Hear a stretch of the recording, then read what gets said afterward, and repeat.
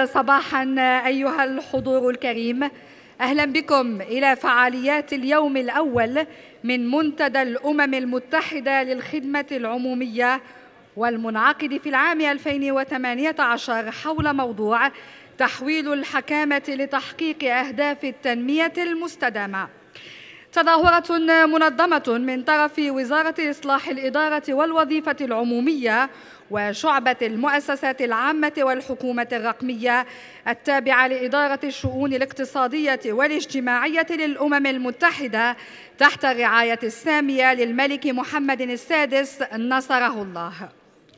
منتدى الخدمة العمومية أيها الحضور الكريم يراد له أن يشكل مناسبة للوزراء وكافة الفاعلين وصناع القرار لمناقشة سبل تحويل الحكامة والتداول في الآليات التي تساعد على حسن تنظيم الحكومات والمؤسسات والإدارات العمومية لتنزيل أهداف التنمية المستدامة. ما يقارب 800 مشارك يمثلون أزيد من 100 دولة يحضرون فعاليات هذا الحدث الكبير، ومنهم قادة ووزراء وكبار مسؤولين حكوميين وعمداء ومؤسسات عليا مكلفة بالتدقيق وممثلو مجتمع مدني وباحثون أكاديميون وفاعلون في القطاع الخاص وممثلون لمنظمات إقليمية ودولية متخصصون في مجالات الإدارة العمومية والتنمية المستدامة. برنامج غني ستوقع عليه هذه الدورة، قوامه جلسات عامة ورشات تدريب جماعية ورشات عمل، بالإضافة إلى مائدة مستديرة وزارية. كما سيتم تنظيم معرض ابتكارات دولية، على أن يختتم هذا الحدث حدث منتدى الخدمة العمومية بحفل تتويج الفائزين بجائزة الأمم المتحدة للخدمة العمومية، وذلك تزامناً مع الاحتفال باليوم العالمي للمرفق العام. في هذه اللحظات سنباشر الجلسة الافتتاحية لهذا الحدث، والبداية ستكون بالمنادات على المتدخلين في هذه الجلسة الافتتاحية. أنادي على معالي السيد محمد بن عبد القادر وزير إصلاح الإدارة والوظيفة العمومية حتى يتفضل إلى هذه المنصة، وإلى جانبه سيكون السيد فيليب بوانسو المنسق المقيم للأمم المتحدة في المملكة المغربية، أنادي عليه كذلك. وأنادي كذلك على السيد ستيفان شفانشفايست مدير شعبة الإحصاءات والموظف المسؤول عن شعبة المؤسسات العامة والحكومات الرقمية بإدارة الأمم المتحدة للشؤون الاقتصادية والاجتماعية. إذن هؤلاء أيها الحضور الكريم هم المتدخلون في الجلسة الافتتاحية، وألفت عنايتكم إلى أن خدمة الترجمة باللغات الثلاث العربية الفرنسية الإنجليزية هي مؤمنة، وما عليكم طبعاً إلا استعمال المعدات التقنية اللازمة لذلك. إذن الكلمة الافتتاحية لمنتدى الحكامة العمومية أو منتدى الخدمة العمومية سيلقيها معالي السيد محمد بن عبد القادر وزير إصلاح الإدارة والوظيفة العمومية، فليتفضل مشكورا تحت تصفيقاتكم أيها الحضور.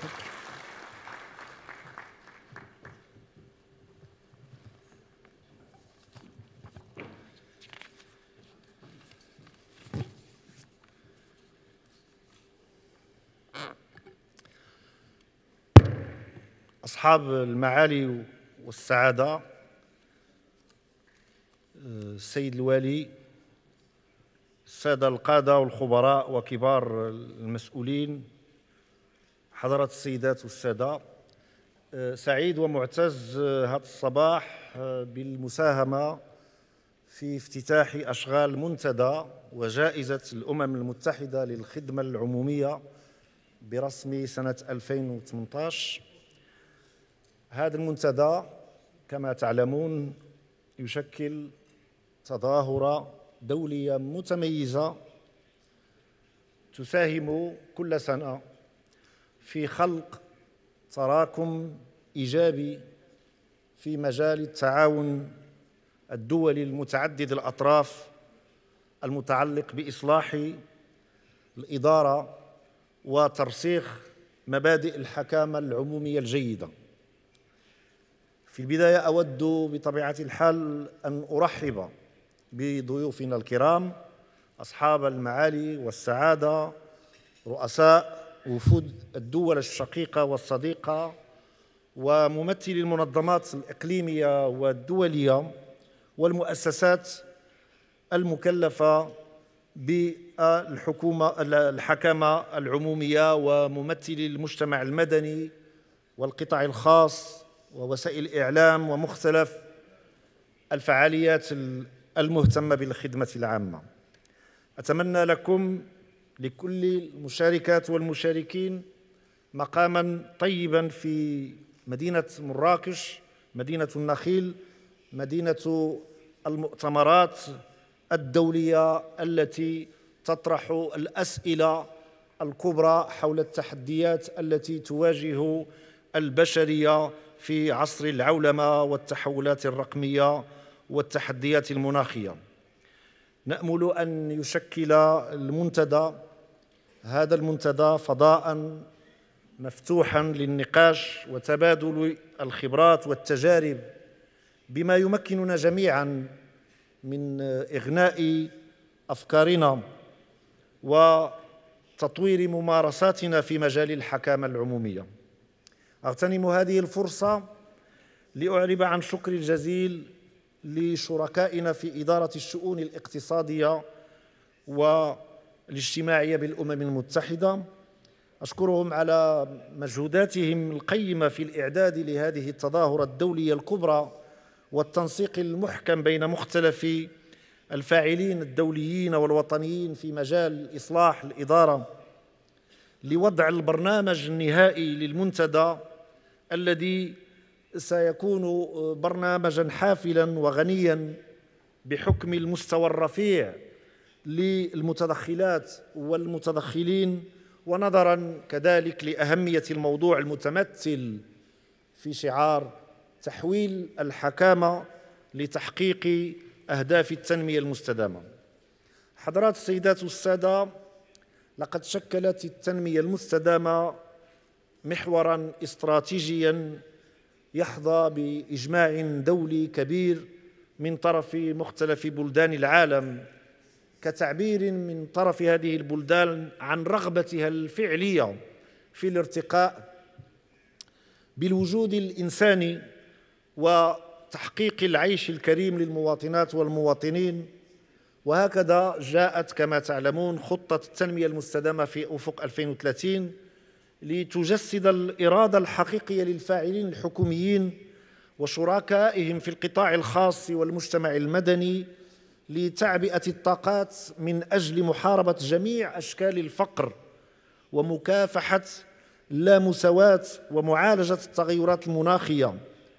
ومكنت هذه الخطة من تسطير الأهداف الإنمائية الكبرى التي تمثل المرتكز الأساسي للتعاقد الاجتماعي الجديد لمختلف الحكومات من أجل تحقيق التنمية الشاملة في أبعادها الاقتصادية والاجتماعية والبيئية. إن بلوغ أهداف التنمية المستدامة يقتضي بلورة وتنفيذ سياسات عمومية ناجعة تستطيع الدمج بين الأبعاد الثلاث الرئيسية لتطور المجتمعات، الأبعاد الثلاث الرئيسية المتمثلة في النمو الاقتصادي وفي الإدماج الاجتماعي وفي الحماية البيئية أو الاستدامة البيئية. ومن ثمة انكب الفاعلون الحكوميون منذ سنة 2016 على تقوية المجهودات الاستثمارية وتحفيز النمو الاقتصادي، الأمر الذي سيمكنهم بطبيعة الحال من جني ثمار الإنتاج الوطني وتوجيهه نحو تفعيل الاستراتيجيات التنموية المستجيبة للحاجات الاجتماعية الملحة في مجالات التعليم والصحة والحماية الاجتماعية والبيئية وتوفير فرص الشغل اللائق. ويظل العمل العمومي الرامي إلى تحقيق الأهداف أهداف التنمية المستدامة رهينا بمدى قدرته على إقرار آليات ناجعة تمكن من تحسين الجوانب المرتبطة بالسلام والعدالة وفعالية المؤسسات، فلا يمكن إطلاقاً إنجاح السياسات التنموية في أي بلد من البلدان دون إرساء مؤسسات قوية ومنظومة إدارية حديثة قادرة على كسب الرهانات المطروحة من أجل تكريس العدالة الاجتماعية والإنصاف والتضامن. ومن هذا المنطلق يتطلب تحقيق التنمية المستدامة بشكل أساسي إنجاز التحول المطلوب في مجال الحكامة العمومية، كما يتطلب تعزيز أساليب الابتكار داخل الإدارة العمومية، وخاصة على مستوى تدبير وتقييم المشاريع التنموية ذات القيمة المضافة. فالتوجه الاستراتيجي نحو تحقيق أهداف التنمية المستدامة يستلزم وضع الآليات الضرورية لترسيخ مبدأ الحكامة الجيدة، إن على الصعيد المؤسسات والتشريع والتنظيم أو على صعيد دعم ومراقبة السياسات العمومية التشاركية. حضرات السيدات والسادة، لقد شهد المجتمع الدولي في العقد الأخير نضجاً ملموساً في التعاطي مع القضايا الشائكة المهددة للتماسك المجتمعي والمتجلية في مختلف أشكال الحرمان والتهميش والإقصاء الاجتماعي. ولذلك تعززت الجهود الحكومية ومبادرات الشركاء الاقتصاديين والاجتماعيين وفعاليات المجتمع المدني من أجل تكريس مبادئ المساواة والعدالة وتكافؤ الفرص.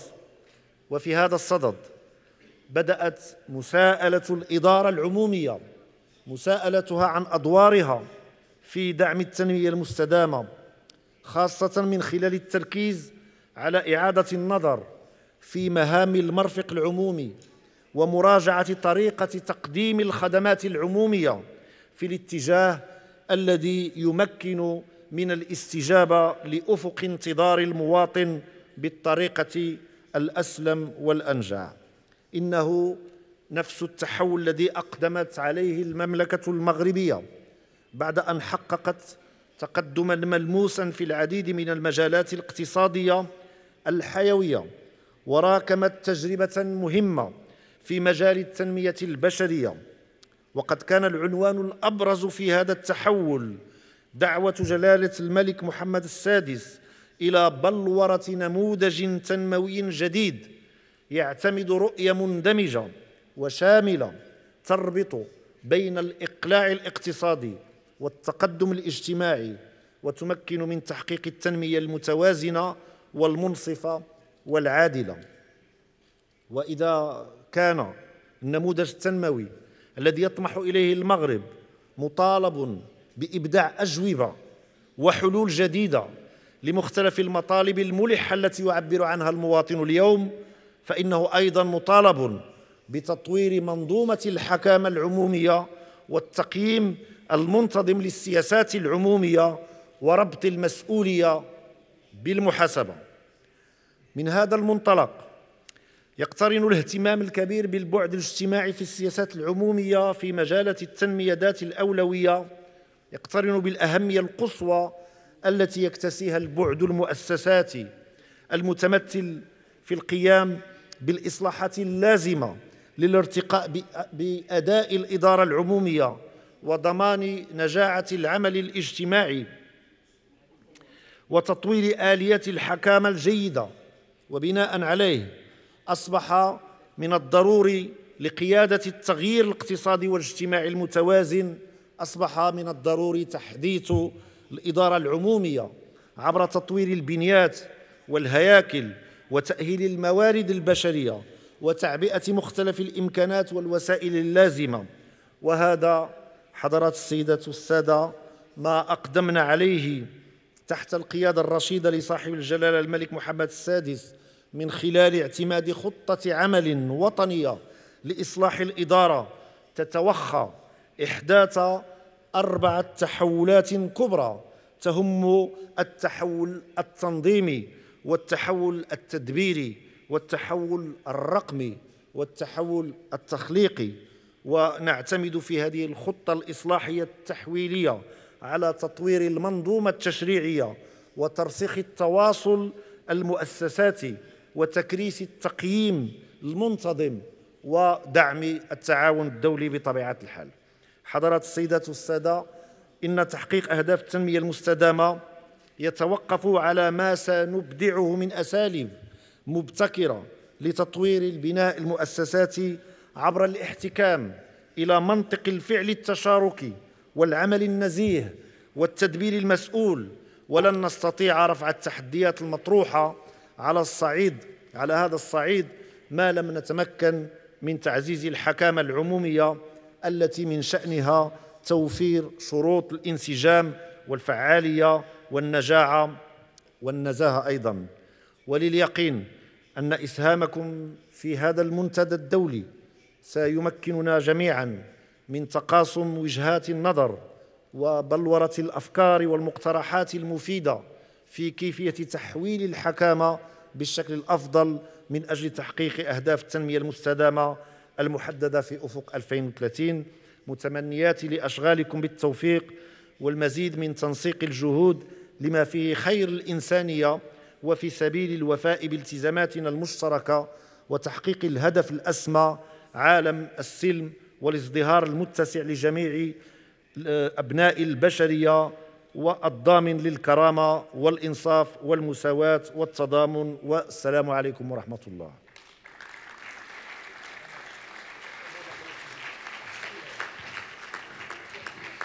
شكرا للسيد محمد بن عبد القادر وزير إصلاح الإدارة والوظيفة العمومية على كلمته الافتتاحية. المداخلة الموالية في جلستنا الافتتاحية أيها الحضور الكريم ستكون للسيد فيليب بوانسو المنسق المقيم للأمم المتحدة في المملكة المغربية، فليتفضل مشكورا تحت تصفيقاتكم.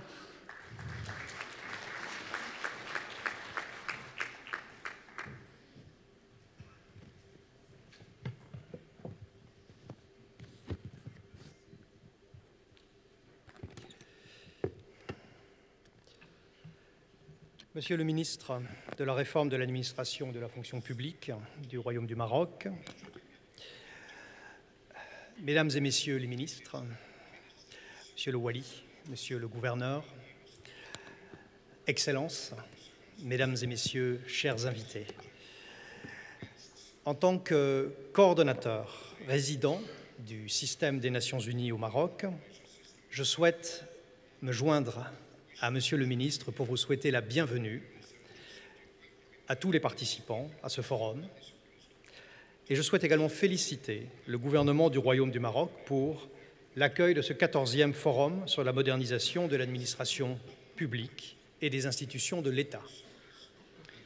Je tiens en particulier à saluer les efforts déployés par le ministère de la Réforme de l'administration et de la fonction publique du Maroc pour l'organisation de cet événement, et à inviter l'ensemble des participants à saisir cette opportunité qui leur est offerte pour établir le lien avec les objectifs de développement durable à l'horizon 2030, adoptés il y a déjà 3 ans par les dirigeants de tous les pays.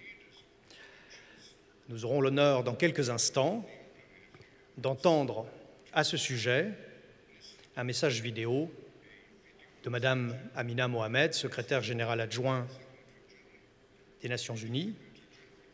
Aussi, je ne vais pas faire de longs discours, mais tout simplement rappeler, au nom du système des Nations Unies pour le développement, que les administrations publiques sont au cœur de la mise en œuvre de l'agenda 2030.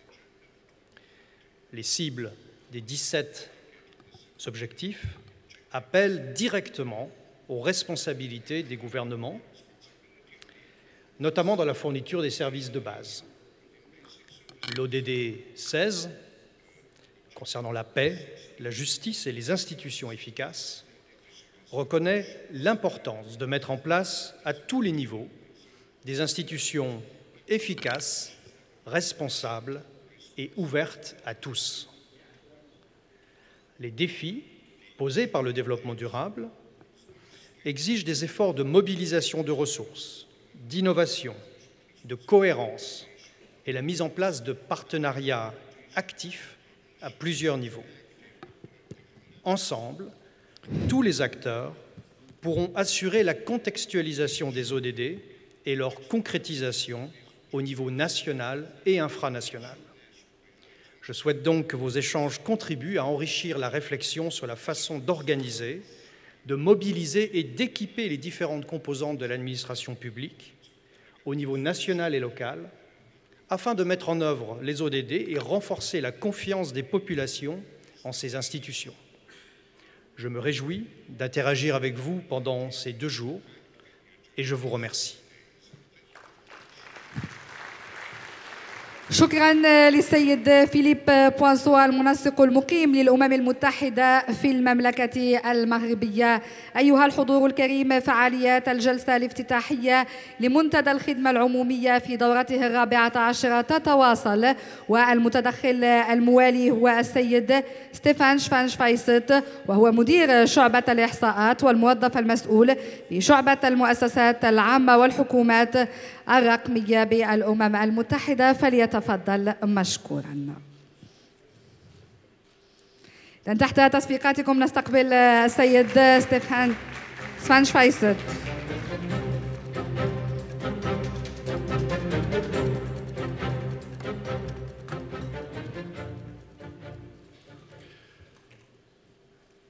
Excellencies, distinguished delegates and colleagues, ladies and gentlemen, it is my great pleasure to welcome you to this United Nations Public Service Forum Day and Awards Ceremony in this beautiful city of Marrakesh in the Kingdom of Morocco. I thank the Kingdom of Morocco for being the host of this event, and I especially thank all of you, the ministers, the high-level representatives, and everybody who represents public service to have joined us from all over the world today. I wish you could see what I see right now. It is a very colorful representation of the world, of the United Nations, and I'm particularly pleased as a United Nations official and as a public servant also my whole life to have you all here. So I thank you once again for having come from wherever you have come for. So over the next 3 days, we will listen to each other. We will learn about the challenges, innovative breakthroughs, and ideas, and we forge areas of cooperation. And I'm really looking forward to all of those discussions. Now, the issue of public administration and public institution is so important that a humble director who is responsible for that program in the United Nations is not enough to welcome you. We had to go to the highest levels, and I'm very, very pleased to announce that we have a video message from our United Nations Deputy Secretary General, Mrs. Amina Mohammed, to welcome all of you.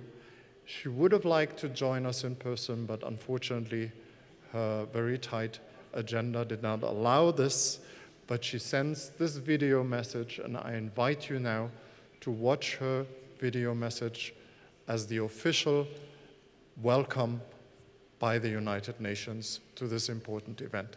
Thank you very much. شكرا للسيد ستيفان شفايست طبعا الذي دعانا إلى متابعة كلمة السيدة أمينة جيم محمد، وهي نائبة الأمين العام للأمم المتحدة، وبعثت برسالة فيديو إلى فعاليات منتدى الخدمة العمومية.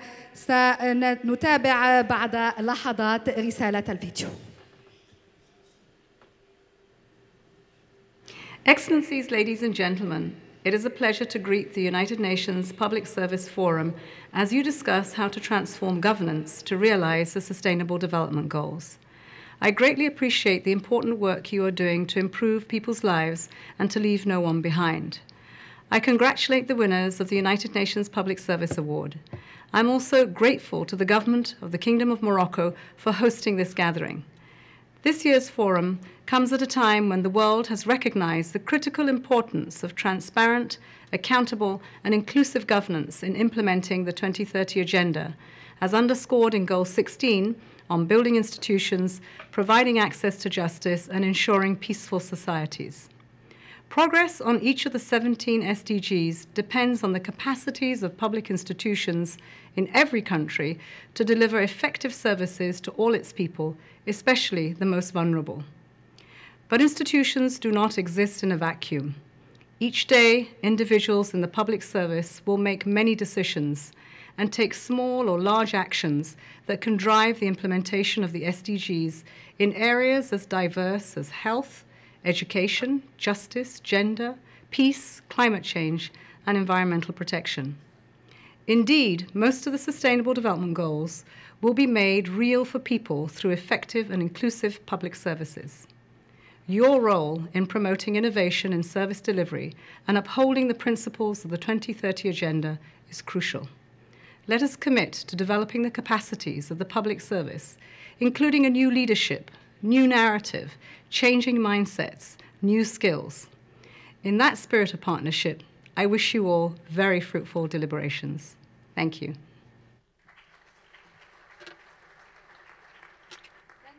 شكرا للسيدة أمينة جيم محمد نائبة الأمين العام للأمم المتحدة التي تشارك معنا في فعاليات المنتدى وفي جلسته الافتتاحية أو شاركت معنا برسالة الفيديو هاته. أشكر كذلك كلا من السيد محمد بن عبد القادر وزير إصلاح الإدارة والوظيفة العمومية، أشكر السيد فيليب بوانسو المنسق المقيم للأمم المتحدة في المملكة المغربية، والشكر موصول للسيد ستيفان شفانشفايست مدير شعبة الإحصاءات والموظف المسؤول بشعبة المؤسسات العامة والحكومات الرقمية بإدارة الأمم المتحدة للشؤون الاقتصادية والاجتماعية، والذين قدموا اتباعا مداخلاتهم خلال جلستنا الافتتاحية هذه. شكرا على حضوركم معنا، شكرا على مداخلاتكم. طبعا وبهذه المداخلات ينطلق فعليا منتدى الخدمة العمومية في دورته 14 بمشاركة أزيد من 800 مشارك من أكثر من 100 دولة. شكرا جزيلا لكم أيها الحضور الكريم. أيها الحضور الكريم، سنباشر رأساً وفوراً طبعاً الجلسة العامة الأولى، وهي منظمة طبعاً في موضوع تحويل الحكامة لتحقيق أهداف التنمية المستدامة. قبل ذلك لا بأس من أن أذكركم ببرنامج اليوم الأول، والذي سيتواصل طيلة نهار اليوم بعقد عدد من الورشات الموازية التي ستنطلق بعد لحظات أو بعد قليل في قاعات مجاورة، هذا فضلا عن عدد من الأحداث الجانبية. وهنا أدعو المشاركين في منتدى الكافراد، وهو يهتم بنفس الموضوع، موضوع تحويل الحوكمة من أجل تحقيق أهداف التنمية المستدامة، أدعوهم للالتحاق بقاعة كريستال. إذن لاسال كريستال هي مخصصة لمنتدى الكافراد في نفس الموضوع الذي سيتم بحثه خلال الجلسة العامة الأولى لفعاليات منتدى الخدمة العمومية، وهو طبعاً موضوع تحويل الحكامة خدمة لأهداف التنمية المستدامة. إذن في هذه الأثناء سنباشر الجلسة العامة الأولى، وأنادي على كل من السادة وهم المتدخلون في فعاليات الجلسة العامة الأولى، أنادي على السيد كاسام أوتيم، وهو الرئيس السابق لجمهورية موريشيوس ونائب رئيس التحالف العالمي للقيادة نادي مدريد. أنادي عليهم من أجل الالتحاق بنا هنا. إذن في البداية ناديت على السيد كاسام أوتيم ليلتحق بنا.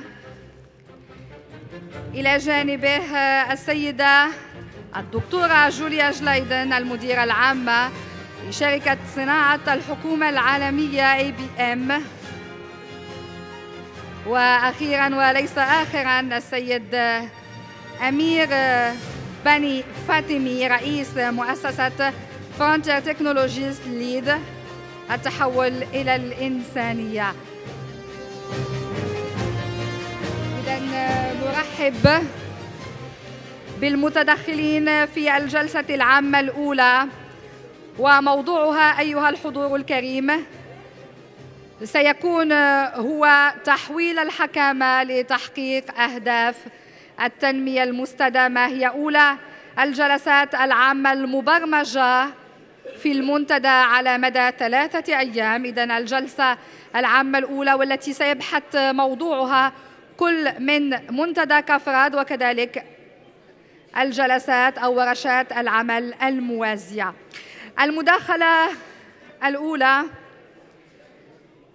طبعاً نرجو من الحضور الكريم الالتزام بمقاعدهم حتى نباشر فوراً جلستنا العامة الأولى، وموضوع تحويل الحكامة لتحقيق أهداف التنمية المستدامة.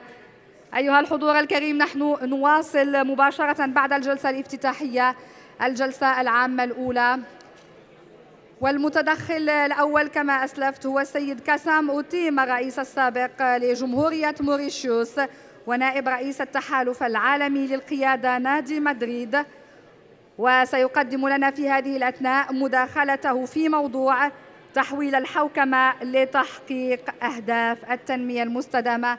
فليتفضل مشكوراً السيد كاسام أوتيم.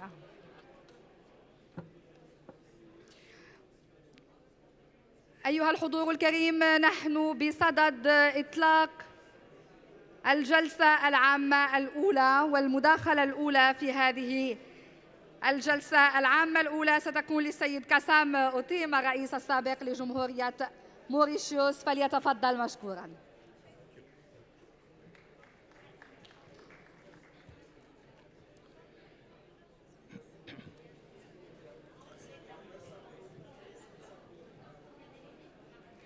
Excellencies, distinguished delegates, ladies and gentlemen, I'm delighted and honored to be in Marrakesh and to be able to participate in the 2018 United Nations Public Service Forum and contribute to this opening session.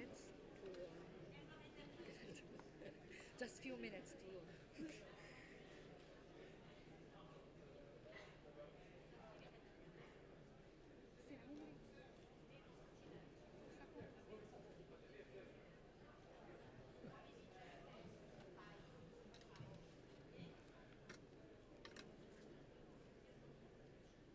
Yes, the official opening is over. We are starting now with the plenary session. I was saying that I'm deeply honored to be here in Marrakesh and to be able to participate in the 2018 United Nations Public Service Forum.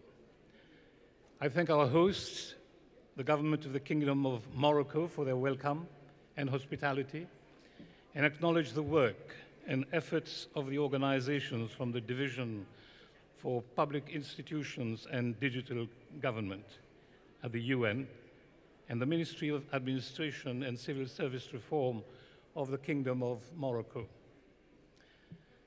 Ladies and gentlemen, today is a timely reminder that the world has realized the urgency of adopting a transformative governance approach to implement the 2030 Agenda for Sustainable Development.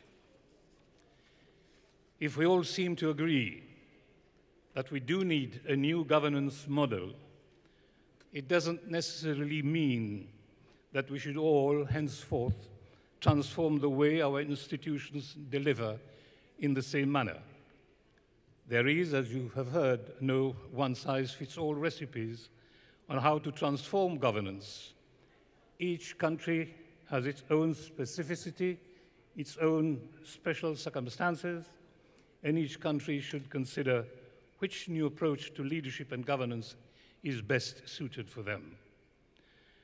One of the many challenges facing countries in the implementation of the SDGs is in ensuring appropriate governance and coordination structures across ministries and various levels of government. Some countries have shown that a center of government functions effectively when it allows collective expertise from across the public sector to be mobilized. But to be mobilized effectively, it is essential to rethink who in the governance system is accountable for achieving the SDGs in an effective and inclusive fashion. It is generally believed that when the political and legislative mandate to lead and coordinate SDGs implementation is entrusted to the head of the country or government, the entire government structure and society can be mobilized both horizontally and vertically in a very effective and efficient way. Experience has shown, though, that the model of offices of prime ministers and presidents being the center of governance on SDGs is not the only one that works. Similar results can be achieved when a high level and high quality dialogue and cooperation within ministries is engaged. I wouldn't therefore say that there is a single institutional model that will provide a solution to the many implementation challenges of the SDGs. But it is critical to be aware of and understand how each of these ways of arranging the institutions can best serve the SDGs implementation. However, cutting across all institutional models, there is one common, constant, and imperative factor at the heart of making the vision of Agenda 2030 a reality and ensuring the achievement of the SDGs. That factor is you out there, the public servants. All governments and political leaders should realize that they can do little without committed public servants to administer and implement in a dedicated, professional way the policies they developed. But to be candid, public servants need to approach all challenges in fresh and new ways. More of the same will not solve the problems. What is needed is a paradigm shift in our systems, cultures, and practices. Ladies and gentlemen, let me now, and very quickly, tell you a little about the organization that I'm representing today, the World Leadership Alliance Club de Madrid, and its interest and involvement with the SDGs, hence our presence in this forum. We are a global forum of former heads of state and heads of government who came into office through democratic processes. There are over 100 of us from 16 different countries, and I'm honored to be the current vice president. The founder members at the start of the new millennium back in 2001 realized that former political leaders are probably, I said probably, in a unique position to raise issues and work with current leaders and others affected by these issues. One of the key concerns of the club is managing diversity to ensure that it becomes a positive force in the nation and not divisive. And we have established the Shared Societies Project to focus on that. We chose the term to reflect our vision that a shared society belongs to everyone living there. In a shared society, everyone can play a productive role. The talents of all are recognized and utilized. There is a greater sense of well-being. People are prepared to invest in their future, and the country is more attractive for inward investment. We realized pretty quickly that a shared society was not only fair and morally right, but it has many benefits. It leads to better, more peaceful relations between people. It creates a more resilient, efficient society which can handle the challenges better and it can lead to better policy choices, not the least in relation to achieving the SDGs. We in the Club of Madrid supported the post-2015 process that led to Agenda 2030 because we realized that the agenda incorporates many aspects of a shared society, and we also realized that a shared society can play an important role in achieving the SDGs. To develop our understanding of these issues, we convened a working group with a very diverse membership to look at the link between environmental sustainability and shared societies within the overall context of Agenda 2030. The working group identified the underlying attitudes that are needed if the Agenda 2030 project is to be a success. Let me very quickly summarize some of the key messages as questions we should ask about any policy initiative we are considering, so as to be aware of the unintended consequences of our plans and programs. They are unintended, but they are not unforeseeable. These questions will help to see how our policies may go wrong. Here are the 10 key questions. 1, are our plans and proposals inclusive of all sectors and groups? Our present systems are based on encouraging or rewarding self-interest and competition rather than building cohesion and mutual support. Are we working to change that? 2, are we thinking in a long-term perspective? Are we including future generations in our thinking? Self-interest and competition almost always take a short-term perspective and look for the short-term benefits, but ignore long-term damage and costs. We can save money today by not introducing necessary infrastructure or services, but only by leaving people behind and losing their future economic contributions to society. 3, is our approach participative? It is right and fair that all communities should be fully involved in decisions about their future and their environment, but their participation also contributes to better and more effective policies. In addition, when people are fully involved in decision-making, they are more likely to support and engage in the implementation of agreed plans. 4, are we seeking to build awareness and public support for the SDGs? Are we explaining sufficiently the challenges we face and what needs to happen to deal with them in order to motivate the wider society to engage? 5, are we being transparent? But too often, participation is seen as a way to manage people to get their agreement and not a way to begin a genuine joint exploration of the issues and concerns in order to reach new, better solutions. Therefore, transparency is at the basis of any meaningful exercise in participation. 6, do we respect the people? We tend to think we are the experts, forgetting that every individual is the expert in his or her own way, in his or her own situation. They may need additional information, but their core understanding of their circumstances needs to be recognized. They, more than most, know why previous policies have failed. 7, do we recognize the natural order of our environment? Many of us are living beyond the capacity of the Earth's resources.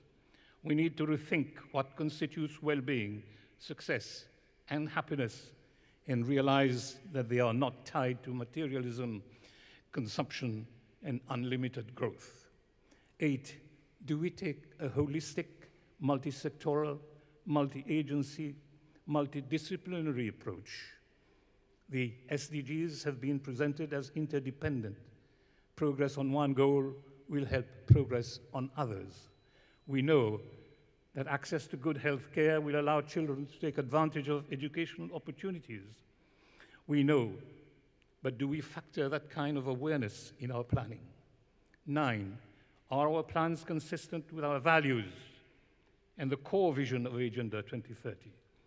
Agenda 2030 has played an important role in bringing values to the center of the policy debate. Some of the core values that underlie all policy, not least the Sustainable Development Goals, are respect for the dignity of every individual, respect for human rights and the rule of law, altruism and identification with the needs of others, equality and fairness, sensitivity to people's aspiration and needs, modest and restraint in lifestyle, peace and harmony.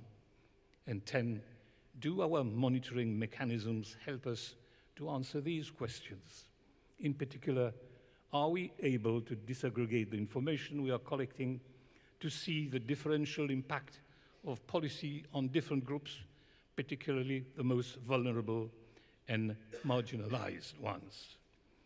We in the World Leadership Alliance Club de Madrid are keen to know more about your experience in working on these issues.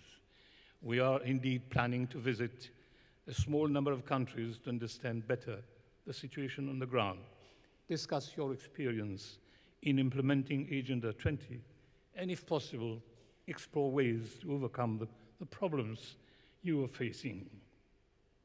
Please let us know. There are a couple of us around if your country would like to cooperate with us in such a visit. I fully appreciate that these are hugely complex challenges, unlike anything we have faced before. Change is required at every level, and public servants cannot do this on their own. But they are in the front line, and it is an exciting and rewarding opportunity.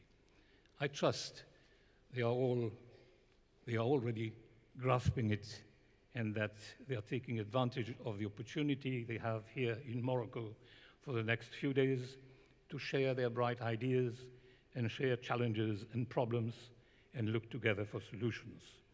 Ladies and gentlemen and dear participants, I wish all of you good luck, both here in Marrakesh and back in your respective countries and departments. And I thank you for your attention. شكرا للسيد كاسام أوتيما الرئيس السابق لجمهورية موريشيوس ونائب رئيس التحالف العالمي للقيادة نادي مدريد، والذي أدلى بمداخلة أولى في جلستنا العامة الأولى، وكان موضوع المداخلة تحويل الحكامة لتحقيق أهداف التنمية المستدامة. المداخلة الثانية في هذه الجلسة العامة الأولى ستكون للدكتورة جوليا جلايدن المديرة العامة لشركة صناعة الحكومة العالمية ABM، والمداخلة ستكون في موضوع كيف يمكن للقطاع الخاص دعم أهداف التنمية المستدامة. فلتتفضل تحت تصفيقاتكم الدكتورة جوليا جلايدن.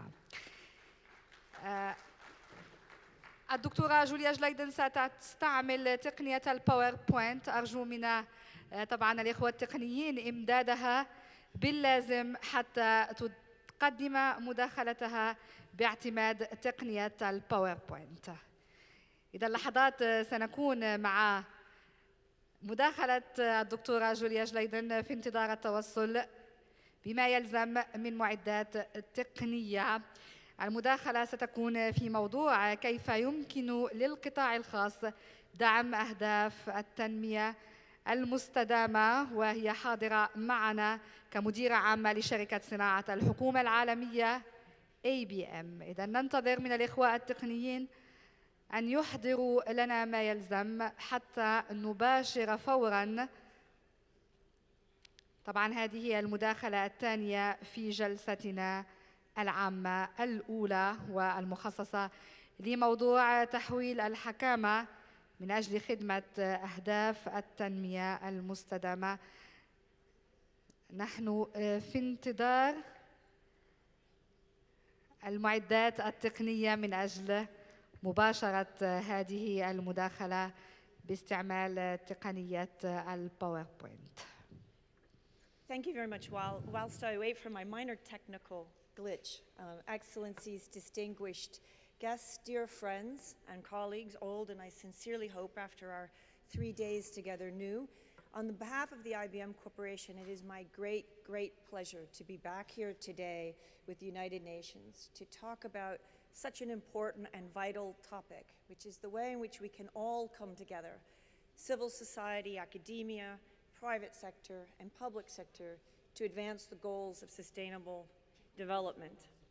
You might expect, as a representative of the private sector, that what I would structure my discussion today around is public-private partnerships. But in the spirit of new ways of thinking and new ways of doing things, I'd like to encourage us all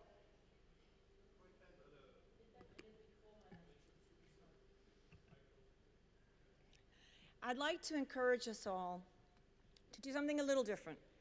Let's indulge in some design thinking. And if I could ask you to please just close your eyes and imagine that instead of the world that we've inherited, if we could just have a blank piece of paper, how would we structure a new world of public-private cooperation, of working together as academics, as representatives of civil society, of industry, of the public sector? What would that world look like? Would it look like the way we've done it today? Would it look like the very successful Moroccan public-private partnership for rural electrification, which brought great benefits to many parts of Morocco? Or would it look like a bad example of public-private partnership, which after 30 years in the UK I can talk about firsthand, where some of those partnerships resulted in up to $100, €100, 90 pounds to change a light bulb in a hospital, okay? Or perhaps I could just ask the technicians at the back to just maybe click forward for me. If they could advance the slides for me, please. All right. Or potentially, could we imagine a world where advancing sustainable development, economic growth, social inclusion, environmental protectionism was as easy as shopping online? Now, in asking that question, I by no means mean to trivialize the goals or the difficulty in achieving the goals of sustainable development. But I'd really like us to imagine a new world, because if we could advance the slides, please. We know that the world has massively and fundamentally changed. If we could click to the next slide, please. And we know that no matter where we are, and I loved the description this morning, the colorful array of global goodwill, peace, and commitment to public service that's in this room, no matter where we are, technology has changed us all. Now, this reality was brought home to me this week at a NATO event where I had the privilege of addressing 4-star and 3-star generals about the role technology can play in keeping us safe in the 21st century. One of the 4-star generals said, "The one thing that has fundamentally changed combat in terms of technology is the fact that no soldier will go anywhere, not without his gun, but without his mobile phone. That the thing the soldier protects the most is not his weapon, but his mode of communication, because the mobile phone is often more reliable and a better way to keep our soldiers safe than the traditional modes of communication, which often can fall down." That is a fundamental change in the way all of us interact with our society and our world. So if I could ask you to just advance the slide again. Now I'm on my own. But we know that for all of the progress that organizations, I've spent the last 15 years of my life, have great honor and privilege, working with the United Nations, working with the European Union, working with progressive governments around the world, from Africa to the Middle East to throughout Europe. We know that for all the progress and for all the potential, what we've really fundamentally only achieved is to digitize the status quo. What we have done is we have put online what we know, what we've inherited, the paradigms of yesterday. Phew, it worked. When what we really need in an era of mass disruption, as we heard this morning, exponentially changing pace, what we fundamentally need is to rethink the role, not just of government, but of civil society, of academia, the private sector, of the money-making function. We need a fundamental rethinking of business as usual as we know it, if we're fundamentally going to transform society for the better and deliver on the potential and the promise of the Sustainable Development Goals.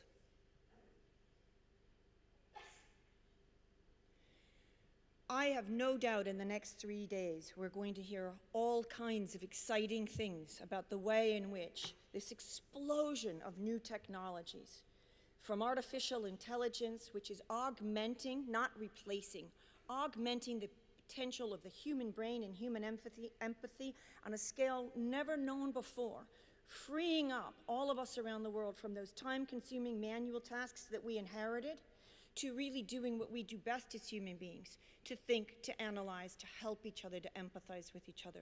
We will hear so much about that. We'll hear about IoT, we'll hear about blockchain, and I could give you an array of wonderful examples of where these technologies are being put to use for the good of humankind. But the challenge is that they're still, just as we've only digitized the status quo, they're still operating in silos, just as we all know when we go back to our day jobs after a fantastic gathering of collective thinking and collective purpose and collective will, we all go back to our silos and face those same challenges. So what I'd like to say is whilst the technology exists, whilst the vision exists, what we have yet to do, all of us collectively, is pull these levers together to bring the key stakeholders around the world that are critical for the advancement of the SDGs together in a truly innovative and in a new social innovation system, a truly global social innovation ecosystem that can harness all of the beauty of hyper-local potentials, but scale it globally. I would argue, as we talked about this morning's opening, about this gathering being a platform for achieving the Sustainable Development Goals, from a technology perspective, from the perspective of the way in which the private sector can help work with civil society and the public sector to advance these goals. I would argue that the answer lies in platform thinking. And what do I mean by platform thinking? What do I mean if I say if Amazon and Airbnb, for goodness sakes, can do it, then all of us here working together can do it as well. What does a platform do? A platform brings together an ecosystem of stakeholders. It harnesses the greatest thing we have, our brains, our empathy, our passion, and our commitment to social good. And it enables us to co-create together, to harness hyper-local data, because that's what really matters, where people live, where they work, where they thrive, where they struggle each day to survive. And it allows us to pull it together collectively to co-create new goods and services, new innovations, new ways of doing things. But also, and most importantly, in an era where sustainability is so critical to the future of our livelihoods and our prosperity and our planet, it allows us to advance the sharing economy, the circular economy, where we don't constantly reproduce light bulbs, lamps, cars, electricity, generators, food that we don't eat that we throw away, but rather to share it, to reuse it, to recycle it. And I would argue that if we truly embrace the potential of platform thinking, and if we say, my goodness, we're not going to let a bunch of kids, 20-year-old kids in Oregon, who used an air mattress to stay at a friend's house because when they were pitching for their first round of VC money, and imagine these billionaires today, they didn't have the $100 for a hotel room. And they thought, hey, how about if people just were able to share their rooms? Now, I'd like us all to maybe close our eyes for a minute and imagine if any of us had those ideas at our age, from our backgrounds and with our perspectives. Do you know what we would think? I can tell you. Health and human safety, no, can't do it. Insurance, no, can't. Regulations, rules, no, can't do it. Can't even imagine. These kids didn't know the barriers. They simply knew that the technology existed for them to achieve a vision, and they harnessed it. And my call to action for each one of us in this room when we leave here today is to remember that if a 20-year-old kid can do it on bubblegum and Band-Aid on a shoestring, with the vast resources that we all bring intellectually, and in terms of human capital here today, we can do it as well. Unless you think I'm just man on the moon, going to Mars, pie in the sky, woman in the moon, I should have said. This is happening here today. It is beginning to happen, still in silos, still in pockets. But the beauty is that with platforms and technology, the ability to scale those pilots and to scale those silos is taking off. So there's one project I'm particularly proud of for the IBM Corporation, which was called the Open Zika Project. So when Zika was really terrifying new parents and mothers and devastating children's lives, the IBM Corporation launched an open platform to enable, in the interest of the circular economy, the sharing economy, all of us, whether it's our smartphone or you have a quantum computer, to donate unused computer power to fuel cutting-edge research. And to this day, we now have 650,000 brains collaborating around the world to develop new drugs, not just for Zika, but for HIV, for cancer. Because the beauty of platform thinking is once you create the community and once it takes off, the limitless potential of innovation becomes unveiled. But another project that struck me as I was reflecting on Morocco's great work in rural solar power and rural electrification is a project called Aganza. And that is a platform to scale solar power throughout Southern Africa and India, but potentially to the 1 billion people around the world that are off the grid. Now, when I say to scale, what do I mean? It's not just a traditional public-private sector partnership where you get a consortium of big industry and government together to deliver a big project. Actually, it was a platform to bring together the manufacturers and distributors of new solar capabilities to co-create and to drive new products, new business models, new ways of delivering and engaging with people no matter where they lived. So imagine, when we get into our theme of sustainability, if instead of rebuilding lamps and trying to sell lamps all over the world where people don't have electrical sockets and may not have the money to buy a lamp, you sell a pay-per-usage model where you pay for how much you or the members in your village or your community use a solar-powered lamp. Because we know that electricity is the key to enabling people to go on and achieve their full potential through education and universities. So when I ask you to imagine the future, I'd also ask us to remember that actually the future is now. And my call to action is that we please don't let the paradigms of yesterday prevent us from achieving the full potential, not just of today, but of tomorrow, because our children are depending upon us to not be limited by what we know, but to be motivated by what we can do together. Thank you.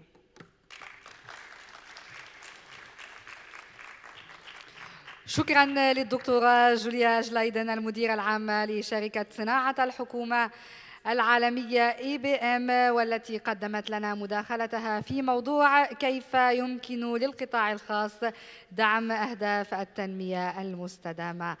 المداخلة الثالثة أيها الحضور الكريم في جلستنا العامة الأولى ستكون للسيد أمير بني فاطمي رئيس مؤسسة Frontier Technologies Lead التحول إلى الإنسانية، وسيدلي بمداخلة في موضوع لماذا الحاجة إلى السياسة والحوكمة أكثر من أي وقت مضى. تحت تصفيقاتكم نستقبل السيد أمير بني فاطمي. Thank you very much. Excellencies, distinguished delegates, ladies and gentlemen. It's a pleasure to be here today and share with you, after the beautiful talk of Dr. Glidden, something in the same direction, and invite you to think about how we are transforming our societies and why governance is critical with the advent of technology. We hear about that. We have no idea how fast things are moving. You're all observing every day new discoveries, new moonshots, new breakthroughs, and it happens sometimes in the West, sometimes to the East, North or South, but things are moving very fast. I'd like to invite you to see a few pictures of scenarios that doesn't touch necessarily everyone.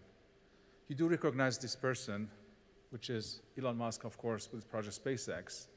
And you can also recognize the next person, which is Jeff Bezos, launching Blue Origin, also to go to Mars.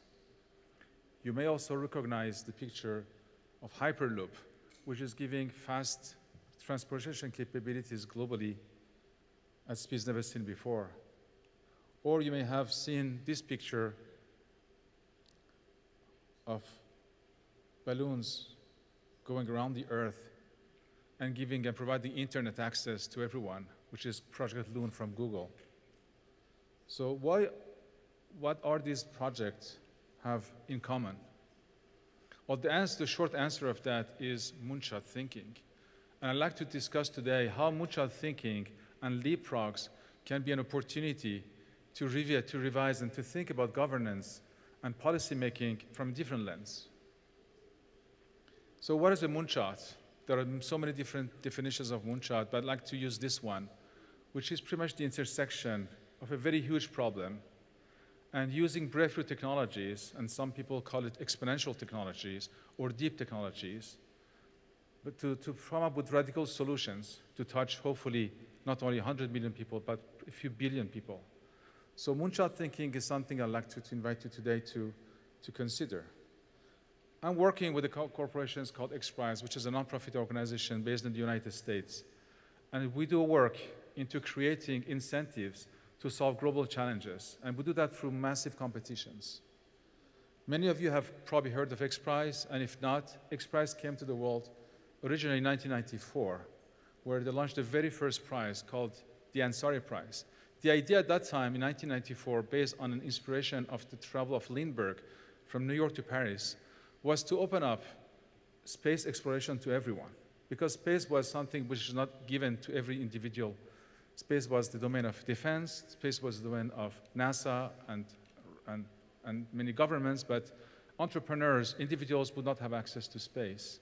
So the challenge was to actually incentivize, through a challenge, to go to space and to be able to go 100 kilometers with a crew of 3 people and win $10 million.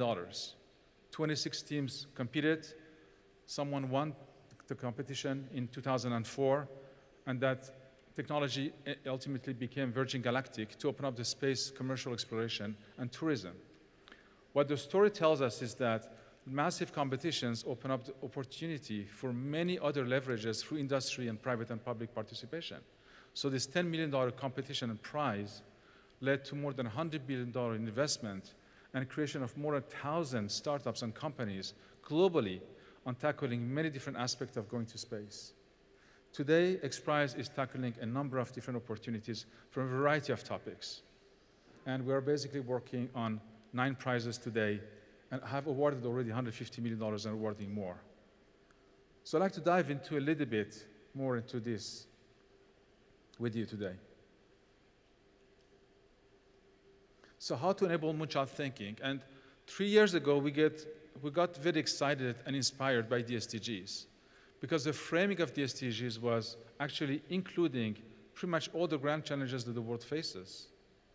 So to do a moonshot, we need to first find, you remember that diagram I showed you probably a couple of minutes ago, we need to identify a huge problem, and SDGs contain many of those huge problems. But we also have to find ways to tackle those through exponential technologies. And finally, to incentivize radical solutions. But radical solutions today are in the hands of research institutions, laboratories, and government incentives.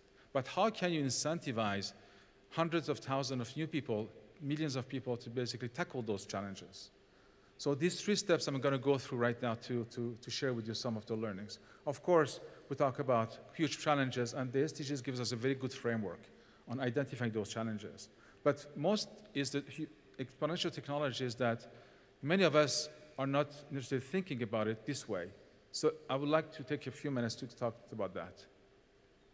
Exponential technologies, what does it feel like? What it feels like that if you were to take 30 linear steps, because we are thinking linearly. We have been evolved for the past 150,000 years as a linear society. we basically relate only to a small bandwidth of people around us. So if we had to take 30 linear steps, what happens? Well, we would have probably gone for 30 meters only. Yes, it's clicking, sorry. But if you had to take exponential steps, replace every linear step by an exponential step, what would happen?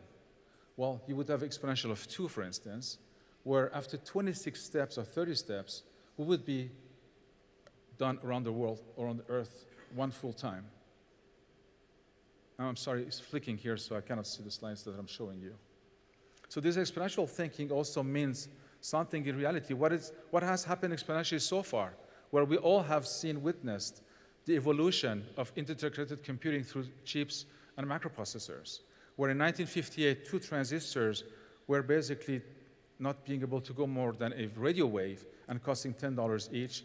In 1971, Intel introducing the first microprocessor coming from a cost of $1 only.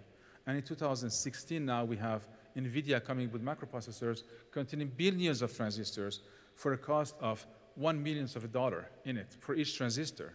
So the amount of scale that has enabled is that we have gone 10,000 times faster, but 100 million times cheaper. This is an exponential growth. This is not linear growth.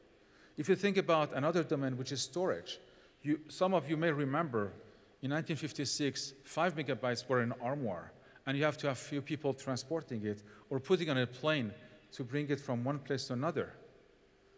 A few years later, you all have whizzed some of these micro storage devices for a cost of less than $100, and 10 years later, 1,000 times more storage for about less than a cost, half of that cost. So this is also a witness of exponential change, because not only we have gone 1,000 times bigger in storage, but also we have gone 30 million times cheaper compared to the years. So these exponential changes provide a context.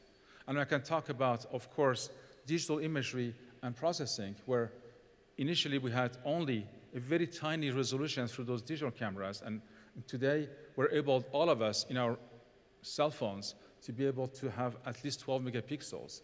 And we are not yet to achieve what nature can provide, but we have gone 1 billion times better. So how these changes affect us? Well, it creates a context for innovation. If our life is linear and our progress is linear, surrounding us are now capabilities to treat data massively, to store data massively, to be able to understand and detect objects and understand them massively, which was not given to us before. So this creates a new context, and that context is exponential. And we can, through that context, think about solving problems. Exponential technologies are numerous today. Of course, we talked about artificial intelligence, blockchain, quantum computing. All of them are important, but all have one thing in common. They are growing exponentially. And how this exponential growth is allowing us to think about problems and problem solving differently. I talk about big problems, which we use as SDGs, as a framework, exponential technologies. The third piece is the crowd. How the crowd has changed. Well, crowd matters today.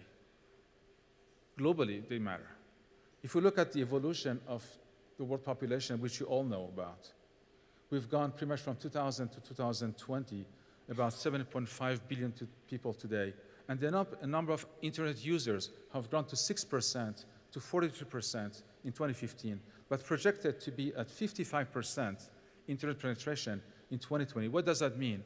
It means that 1 billion people are going online in the space of 5 years. So these are people that are between 15 to 20 years old. They're growing with these exponential technologies around them. The way they think about problems, the way they think about solving problems is definitely different. So there is a chasm between how we educate them and how we deal with problem definition and what they are doing and what they're capable of. But this is not everything. By 2030, out of the 8.6 billion projected people, 81% of them are planned to be online. And they're going to be mostly online through their cell phones, through their smartphones. And they're going to be connected everywhere. They're going to detect sensors. So this difference is about 3 billion new people that will have the ability to be in front of problems, the ability to participate, to collaborate in frameworks or platforms that gives them an opportunity to be part of a solution. Of course, we're going to have 1 trillion sensors and IoT devices around us connected to the internet, and that number is planned to be 100 trillion in 2030. So as we go towards 2030, we'll have 4 billion new people capable of leveraging not only capabilities of exponential technologies, but also ability to participate. I'd like to give you an example of how we did it with global learning. Of course, global learning is an important topic, and education is the core of every innovative platforms. The way we look at it is the following way, is that how can we enable globally every human's potential? How do we know what every single person will do in their life? How can we enable them to dream freely about everything they can do? How can we empower them? How can we give them the right tools, circumstances, context, abilities to not only do it alone, but do it in their own society or communities and have the freedom to do so? Well, we launched a global challenge. As I told you, Express designs and launch very large challenges. And we launched a global challenge in 2014. And the goal was the following: to use AI technologies and software platforms to enable children that cannot go today to school to learn them by themselves, to teach themselves, to read, to write, and to do basic arithmetic in 15 months.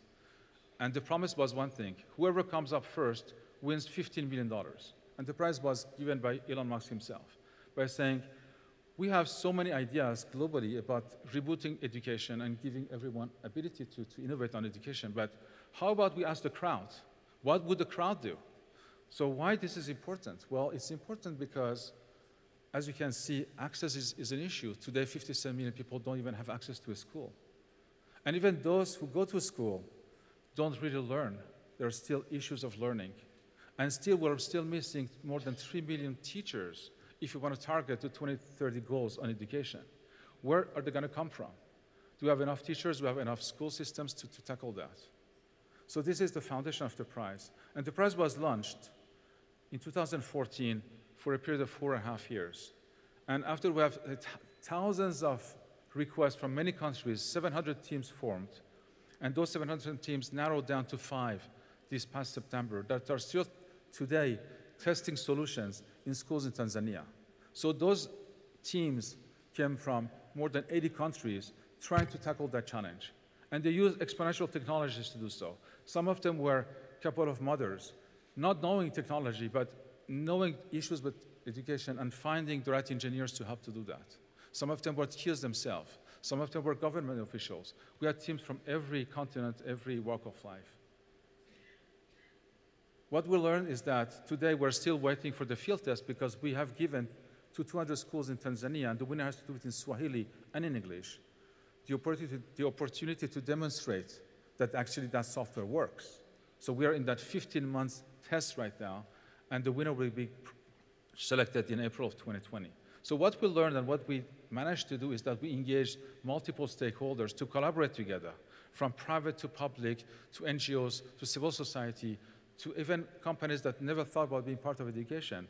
And in this particular case, we had UNESCO really helping us, along with the World Food Program, and Google, and RTI, and more than 50 other partners, technology partners, government partners, and 20 universities, helping us with designing curriculum, helping us back up those teams to really do the challenge. And also 200 schools, thanks to the government of Tanzania, to do those tests. So this is an example of how you can actually incentivize thousands of people to start thinking about how you can solve one single problem, which touches billions of people tomorrow. And as you can see from the slide I showed you before, 3.3 billion people will come online. So they need to learn by themselves. They need to be autonomous. So this is one way to solve that. So we talk about exponential technologies, but out of all of them, one of them matters today more. And that one is artificial intelligence.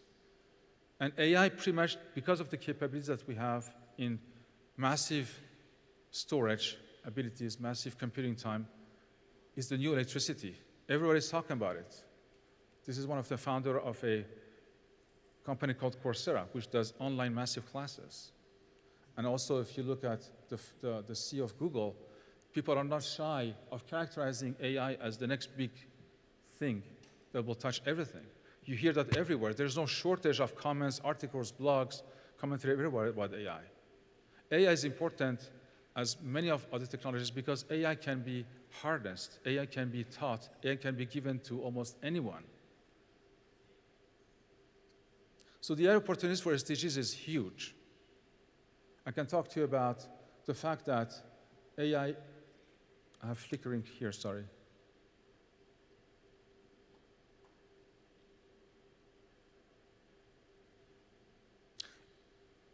AI will accompany humanity's evolution. We're transforming ourselves. It's not just biological transformation. We're learning at a fast speed. We're learning differently. We're connecting differently. We're traveling more. AI will be the augmented partner, as was said before, that will help us with that. But also, AI system can augment everyone to produce better capabilities of problem solving. Every human can become basically like a painter, use AI tools to think about solutions, to do what-if analysis, to plan, to classify. And AI also should be inclusive for everyone. We cannot leave everyone behind on AI. We cannot have only 10 companies in the world owning AI, owning the data, owning the capabilities. Every government, every policymaker should be aware that AI needs to be inclusive fully for everyone. But AI also needs to be regulated. AI can be dangerous if AI can be based on biases. AI can not respect privacy. The way we taught AI, the way we use AI, the way we design AI should be governed and regulated. So this is also an important part for policymaking and governments as well to do that. But most of it, understanding how AI functions and organizing governance for AI and data surrounding it would be a way to accelerate general governance for the SDGs by itself, because AI will be in everything. Whether it's health, education, climate, all the SDGs will be based on AI. So today, as we think about the example of education that I gave you, and we think about AI governance, of course, education is complex. In some parts of the world, we're still trying to identify ways to combat inequality. Inequality in access, building schools, allowing people to go to schools, improving curriculum, doing better research. And while we do that, we have uncertainty about the world. How are we going to be working tomorrow in 20 years? What kind of jobs can we get? Are we educating people to get the right jobs that they need? Or are we educating them with old curriculum that would not give them the ability to do that? Well, this is an opportunity that we can talk about in terms of education. If we had a moonshot-focused approach on governance and policy, maybe we can find ways to leapfrog education. Maybe we can incentivize the crowd to tell us what they need. Maybe we can give everyone tools and assistance and abilities to learn by themselves and to empower themselves. And if we don't do that, maybe we will augment the digital divide that we so much not want to. So AI governance and AI, understanding AI is a priority for policymakers, is a priority for public service, because if we don't care about how AI is going to change our life and our world, no private company necessarily will have this mandate. Everyone wants to participate, but who can coordinate and orchestrate and talk about the governance on AI?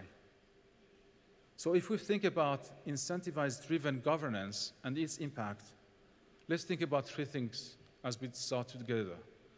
It is very important to promote leapfrogging solutions. We learned from many prizes that we did through space. We opened the whole space exploration, through global learning, through health, and many others, that we can actually trust the crowd if we give them the right tools and the right platforms to be able to innovate. We also need to energize stakeholders. Nothing gets done alone.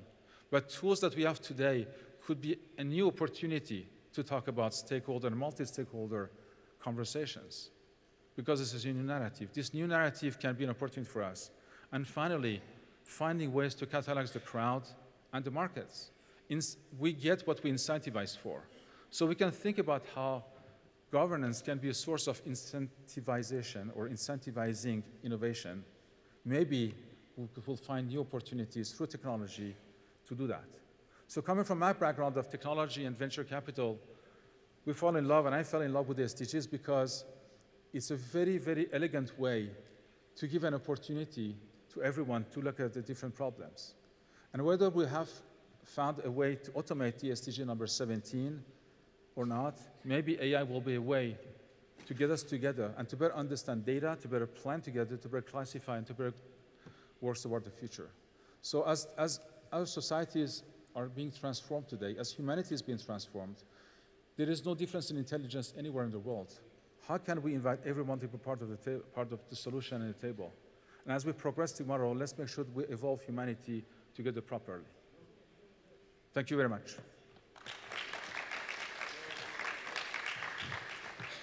شكرا للسيد أمير بني فاطمي رئيس مؤسسة فرونتير تكنولوجيز ليد التحول إلى الإنسانية على مداخلته الثالثة، وكانت في موضوع لماذا الحاجة إلى السياسة والحكامة أكثر من أي وقت مضى. إذن في هذه الأثناء نكون قد وصلنا إلى نهاية جلستنا العامة الأولى، وكانت مخصصة لموضوع تحويل الحكامة لتحقيق أهداف التنمية المستدامة. أشكر مجددا حضور كل من طبعا السادة كاسام أوتيم الرئيس السابق لجمهورية موريشيوس ونائب رئيس التحالف العالمي للقيادة نادي مدريد. أشكر كذلك مجددا الدكتورة جوليا جلايدن المديرة العامة لشركة صناعة الحكومة العالمية EBM، والشكر موصول للسيد أمير بني فاطمي رئيس مؤسسة فرونتير تكنولوجيز ليد التحول إلى الإنسانية. شكرا على الحضور، شكرا على المداخلات القيمة، شكرا على إغنائكم مضامين هذه الجلسة العامة على أن أشغال اليوم الأول تتواصل. أشغال اليوم الأول من منتدى الخدمة العمومية تتواصل أيها الحضور الكريم. 4 ورشات موازية تنطلق بعد قليل في القاعات المجاورة، وتصب مواضيعها في جوهر التيمة التي طرحناها، تيمة تحويل الحكامة خدمة لأهداف التنمية المستدامة. الورشة الأولى تحت عنوان إرساء حكامة المستقبل، التحديات المطروحة والفرص المتاحة والقضايا الراهنة في قاعة أوليفيري. الورشة الثانية عمل مشترك لإرساء مقاربات مندمجة لتحقيق أهداف التنمية المستدامة، قاعة أورانجري. الورشة الثالثة القيادة الحديثة وتغيير العقليات لتحقيق أهداف التنمية المستدامة، قاعة بالموري. وأخيرا وليس آخرا الورشة الرابعة وضع أسس حكامة لتحقيق أهداف التنمية المستدامة، قاعة غوزري. هي ورشات ستمتد طيلة نهار اليوم إلى حدود الساعة 5 على أقصى تقدير الساعة 6 بعد الظهر. أحداث جانبية كذلك تجري إلى جانب أشغال هذا المنتدى. هناك حدث التدريب على القيادة في القطاع العام لمعهد الأمم المتحدة للتدريب والبحوث. هناك كما أسلفنا منتدى الكفراد يبحث نفس تيمة هذا المنتدى، تيمة تحويل الحكامة من أجل تحقيق أهداف التنمية المستدامة في قاعة كريستال. على أن هناك حدث ثالث سينطلق بعد ظهر اليوم في حدود الساعة 2:30 بعد الزوال، وهو اجتماع لشبكة مدارس ومعاهد التدريب لمنطقة شمال إفريقيا والشرق الأوسط، أو ما يعرف بمنطقة مينا في قاعة أرغاني. إذن يوم حافل بالأنشطة، بالمناقشات، بالمضامين، المضامين التي ستؤسس للرهان الذي نرفعه جميعا طيلة الأيام الثلاث الماضية، رهان تحويل الحكامة خدمة لأهداف التنمية المستدامة. وفي النهاية أذكركم بأننا مساء ابتداء من الساعة 8 نحن مدعوون جميعا إلى حضور حفل عشاء تقيمه المملكة المغربية على شرف الحاضرات والحاضرين أشغال هذا المنتدى، وخدمة النقل مؤمنة ابتداء من الفندق. نتمنى جميعا كل التوفيق لأشغال هذا المنتدى، منتدى الخدمة العمومية، وفي دورتها 14 نتمنى التوفيق لأشغال اليوم، أشغال الغد، والاختتام سيكون يوم السبت. نهار سعيد، نهار حافل ومثمر أتمناه لكم جميعا. شكرا على حضوركم، شكرا على إصغائكم، وأشكر كل المتدخلين معنا هذا الصباح، وبقية يوم سعيد.